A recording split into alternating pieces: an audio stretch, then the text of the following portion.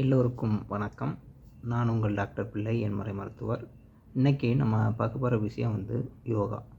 அதாவது நம்ம நாட்டிலேயே தோன்றின ஒரு கலை யோகா. இன்றைக்கி மேலை நாடுகளில் பார்த்திங்கன்னா யோகாவை முக்கியமாக பண்ணிகிட்ருக்காங்க. அவங்களே அதை பண்ணும்போது நம்ம நாட்டிலே தோன்றின கலையை நம்ம கண்டிப்பாக பண்ணியே ஆகணும். ஏன்னா இந்த யோகாவில் பெனிஃபிட் பார்த்திங்கன்னா நிறைய இருக்குது. உடல் வலியில் ஆரம்பித்து பெரிய பெரிய நோய்கள் வரைக்கும் குணப்படுத்தக்கூடிய யோகா ஆசனங்கள் அந்த மாதிரி நிறைய இருக்குது. ஏன் நம்ம பண்ண மாட்டேங்கிறோன்னு பார்த்திங்கன்னா, சோம்பேறித்தனம் ஒரு பக்கம் இருந்தாலும் கூட முக்கியமான விஷயம், யோகானால எல்லோரும் என்ன நினச்சிட்ருக்காங்க அப்படின்னா, ரொம்ப கஷ்டமானது, காம்ப்ளிகேட்டடானது, பண்ணுறதுக்கு டைம் எடுக்கும், பண்ணுறதுக்கு கஷ்டம் அந்த மாதிரி. அதனால் நம்ம சேனலில் பார்த்திங்கன்னா யோகாவை ரொம்ப சிம்பிளாக எல்லோரும் பண்ணுற மாதிரி ஒவ்வொரு பொசிஷனுக்கும், அதாவது ஒவ்வொரு ஆசனத்துக்கும் ஒவ்வொரு வீடியோ மாதிரி போட்டு இன்றைக்கி பார்த்திங்கன்னா விருக்ஷாசனா அப்படின்னு சொல்லக்கூடிய யோகா போஸ்டரை சிம்பிளாக எப்படி பண்ணுறதுன்ட்டு நான் இப்போ காமிக்கிறேன் உங்களுக்கு. அதை பார்த்து தினமும் பார்த்திங்கன்னா காலையில் சாயங்காலம் 2 வேளையோ இல்லைனா ஒரு தடவையாவது பண்ணுங்கள். சாப்பாட்டுக்கு முன்னாடி எம்டி ஸ்டொமக்கில் தான் இது பண்ணணும். நீங்கள் எவ்வளோ முடியுமோ அவ்வளோ பண்ணால் போதும். இதுக்கு கணக்கு எதுவுமே கிடையாது. முக்கியமாக யோகாவில் ப்ரீத்திங் ரொம்ப முக்கியம். மூச்சு கண்ட்ரோல் பண்ணுறது தான் ரொம்ப முக்கியம். அதெல்லாம் தெளிவாக இந்த வீடியோவில் நான் சொல்லியிருக்கிறேன். அதை பார்த்து கண்டிப்பாக பண்ணுங்கள். இப்போ நம்ம போகலாம் வாங்க. ஏன் நீங்கள் இந்த யோகாவை பண்ண வேண்டுமெனில், இது இடுப்பு மற்றும் கால் பகுதிகளை வலுப்படுத்தி உங்கள் பேலன்ஸை இம்ப்ரூவ் பண்ணுகிறது. சயாட்டிகா வலியை குறைக்கிறது. மேலும் உடலிற்கு முழு ஆரோக்கியத்தை கொடுக்கிறது. இந்த பயிற்சியை சாப்பாட்டிற்கு முன்னர் நாம் பண்ண வேண்டும்.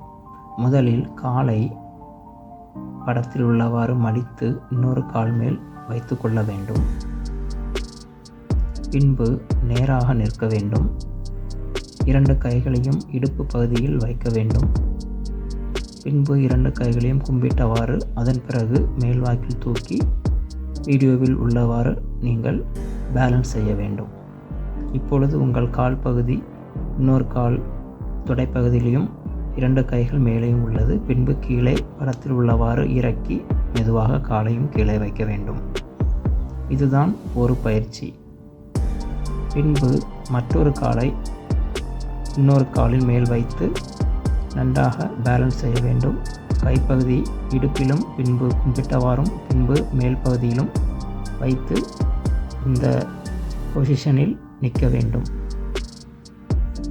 மெதுவாக உடம்பை பேலன்ஸ் செய்து கையை கீழே இறக்கி இந்த மாதிரி பண்ண வேண்டும். தொடர்ந்து இந்த மாதிரி உங்களால் முடிந்தவரை நீங்கள் பண்ணால் போதும். முடிந்தவரை மெதுவாக செய்ய வேண்டும். பேலன்ஸ் ரொம்ப முக்கியம். பின்பு ஒரு காலை படத்தில் உள்ளவாறு இன்னொரு காலின் கணுக்கால் பகுதியில் வைத்து கையை மேலே உயர்த்த வேண்டும். பிறகு மெதுவாக மேலே முட்டி அளவு வைக்கலாம். முதலில் சொன்னவற்றை செய்ய முடியாதவர்கள் இந்த மாதிரி செய்யலாம். முதலில் கணுக்காலிலும் பின்பு முட்டியிலும் வைத்து கையை மேலே தூக்கி உங்களால் முடிந்தளவு நின்றுவிட்டு பிறகு கை காலை கீழே இறக்க வேண்டும். இந்த மாதிரி நீங்கள் தொடர்ந்து உங்களால் எவ்வளவு முடிகிறதோ அவ்வளவு நீங்கள் பண்ணிக்கொண்டே வரலாம். பேலன்ஸ் ரொம்ப முக்கியம். பின்பு இன்னொரு மாற்று வழி. இந்த பயிற்சி நீங்கள் லேட்டராக தான் செய்ய வேண்டும். ஒரு காலை வீடியோவில் உள்ள மாதிரி இன்னொரு கையால் பிடித்துவிட்டு இன்னொரு கையை மேலே தூக்கி இந்த மாதிரி நிற்க வேண்டும். குறைந்தது 10 கவுண்டிலிருந்து 20 கவுண்ட் வரை இந்த மாதிரி நின்றுவிட்டு மெதுவாக கையை கீழே இறக்க வேண்டும். பின்பு இந்த பயிற்சியை முடிந்தால் நீங்கள் பண்ணினால் போதும். மற்றொரு கையை வைத்து காலை பிடித்து கொண்டு இந்த கையை மேலே தூக்க வேண்டும். இந்த நேரத்தில் மெதுவாக மூக்கு வழியை இழுத்து வாய் வழியை விட வேண்டும்.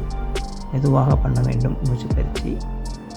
கீழ்காணும் இந்த பயிற்சியானது நான் முதலில் சொன்னவாறு ஒரு காலை இன்னொரு காலில் வைத்து கையை இப்போ நீங்கள் பார்த்துருப்பீங்க இல்லையா, அதை எப்படி பண்ணணுன்ட்டு. அதை தொடர்ந்து வீட்டிலேயே பண்ணுங்கள்.